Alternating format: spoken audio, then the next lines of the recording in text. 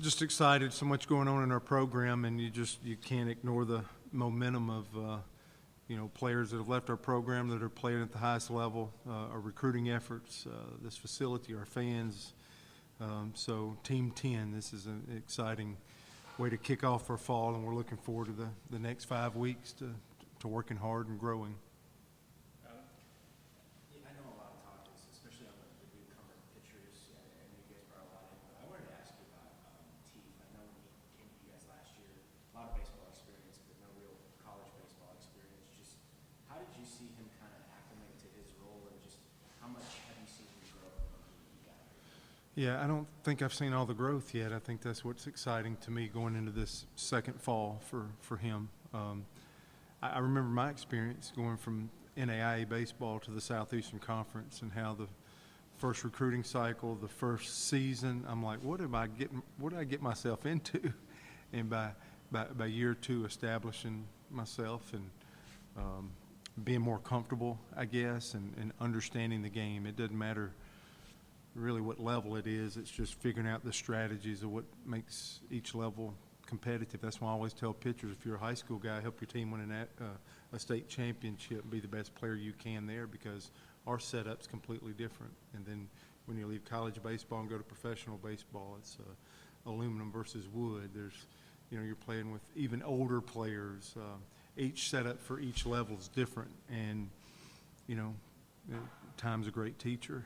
And but my early results with Teef is a fighter, and he's absolutely stayed in the fight, and he's been adjustable, flexible, to where we've partnered on some things and trying to figure out the strategies of, seeing it one time, going through it a second time. But I think he's a fighter, adjustable, and has great knowledge. And the reason why we brought him here was to keep us second to none with the advancement of the analytics and technology. And I guess if somebody said what's old school, I'd have to look in the mirror there. And the goal is still to get to where we balance those two things, and it's still so believable in me and what we do. And by bringing Teef here, that I'm excited to see this growth start to pay off here in this second year. Butch, do you guys have definitive roster scholarship limits? And they talk about roster management is such a crazy thing now. We talk about dealing with that and what you're having to do. There's 3 buckets that I'm getting information from. One is nonsense, whatever the world is saying and whatever's out there. SEC head coaches meetings help, but the answer to the question is no.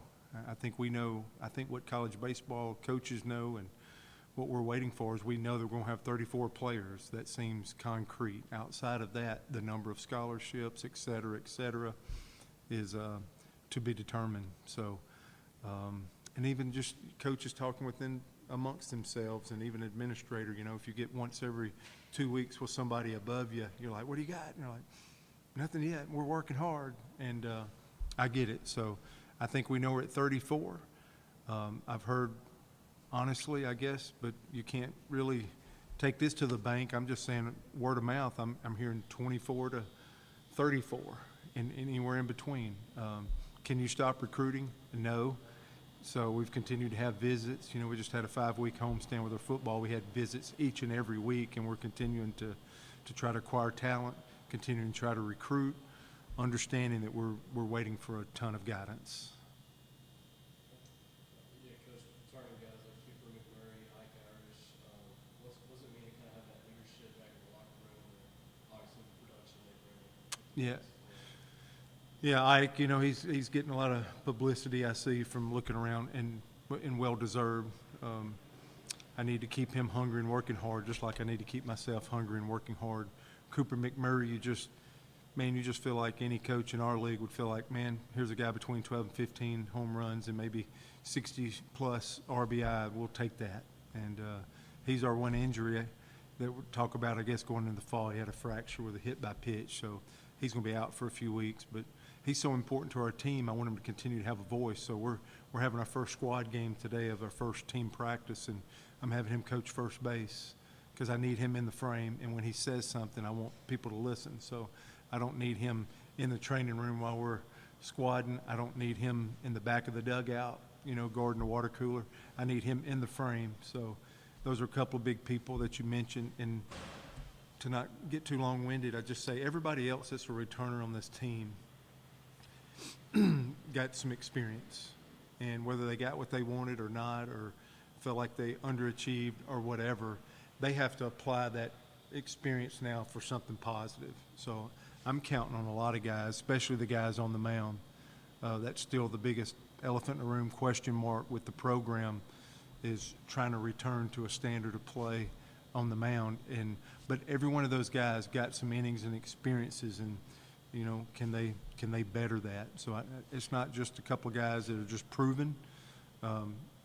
It's everybody that got an opportunity to be part of this program, stayed with this program, and continuing to try to grow. These next 5 weeks are huge for our program. Things always change in the spring, but you know what? 90% of this might get etched out. And with no huge stalwart returners on the mound, these 5 weeks are huge for those guys to build some roles. Now, injuries, somebody coming on late, but I'm trying to tell all these first-year guys, things are not going to change as much as you think they might. You can't just come and turn this light switch on in January and be ready to roll. A lot of decisions. We'll see a lot of at-bats, a lot of pitches this fall, and that's going to become crystallized for guys in an evaluation, not just a coaching staff, of like who's going to play and set up certain roles. So these coming 5 weeks starting today might be as impactful 5-week window as any part leading up to the season or during the season for trying to put our best foot forward. But you got an impressive freshman class. Obviously a lot between now and having those guys ready to perform in the SEC, but from a physical standpoint, is this one of the more impressive physical groups of young guys that you've had coming to a program? Yeah, some things we've never had. This is now multiple publications have come out and said this is the highest ranked recruiting class in Auburn history.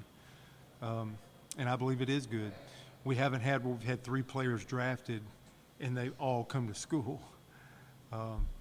So there's some things happening with our program. That's what I talk about, momentum with our program. And, last year, we've documented, hadn't run from it, taken our medicine and all that, but this is still a program that's hosted a regional 2 of the last 3 years. This is a program that had 11 guys play at a major league game this year. That's more than any year we've ever had in the history of our program. I think 2008 may have had 10 guys, and this year we've had 11 former Auburn baseball players play in a major league baseball game. We've had 11 former Auburn players have their major league debut since 2020, which is second in the Southeastern Conference. So, we took our medicine. Now there's, that's over with. Now there's like, what are the solutions? Put this thing back together and start driving. But we have so much momentum going. That transfer class is good too. I think that's a top 5 class. That's immediate help. What can a freshman do for you immediately? That's been the biggest question mark over 2 decades. These guys are great, going to be great, going to play past this level. That's the kind of talent we acquired. But I think of what Coach Dye told me that I said I was going to make sure I mention at some point in here, and I think this is appropriate. The less I say, the less I have to take back. I think this is time for us to kind of be quiet. You got to do your job. I absolutely going to do everything I can to try to give you the information that you asked for.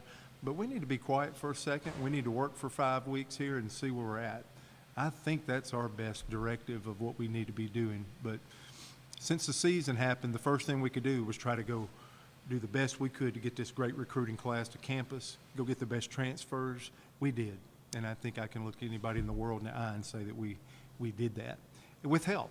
Because in this new world, you need absolute help. We got it. And so that's allowed us to put our best foot forward. Now this next step is to go out and mix it up the best we can and make this roster as strong as we can. And I'm ready. I'm ready for another Tanner Burns, another Cody Greenhill. I'm ready for some freshman All-American action on the mound.